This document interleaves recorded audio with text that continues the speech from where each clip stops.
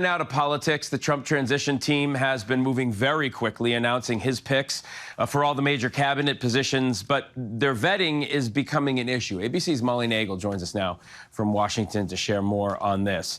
Molly, the president-elect has moved quickly, but the candidates have not undergone these usual FBI background checks that are traditionally done. Here's what Democratic Senator Amy Klobuchar told Jon Karl on This Week. We require these background checks of line DEA agents, drug enforcement agents. We require it of first-time prosecutors for the federal government. Why wouldn't we get these background checks for the most important job in the United States government? Molly, that's a good question. Why?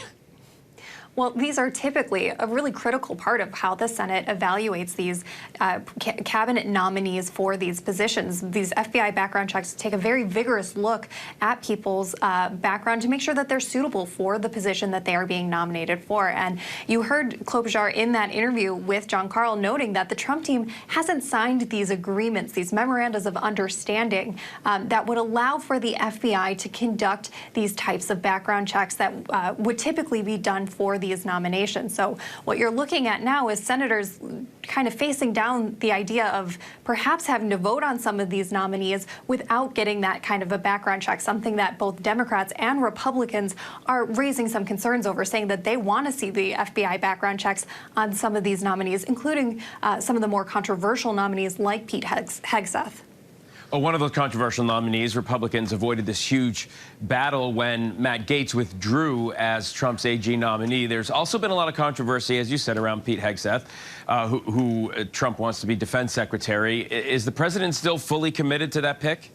Yeah, the president standing by his pick. There's team touting that they've already announced some 20 positions for cabinet or cabinet level officials, and that his cabinet secretaries are already lined up with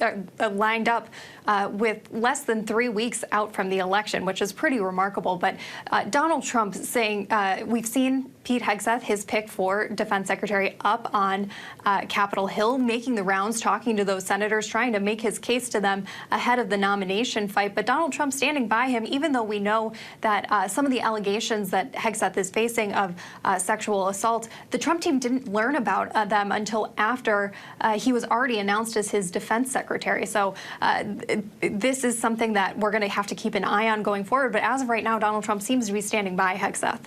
Yeah, and Trump's team is moving way faster than it did with nominees back in 2016. Why do you think that is, and do you think this means anything about the second term? Well, they're coming into this term as a second term. They have gone through this once before. They know now how this goes and what this process is like. When they walked in 2016, that was the first time Donald Trump was coming into elected office. So there was quite a steep learning curve that they had to undertake then. Now they are coming in for a second term. They have gone through this before and understand what it takes to be president and to get your nominees through. So I think this term is going to be different simply because Donald Trump has been in the Oval Office before, and he has that experience walking into this. It's not going to be quite as new as it was back then. No, it won't. All right, Molly Nagle, thanks so much. Appreciate it.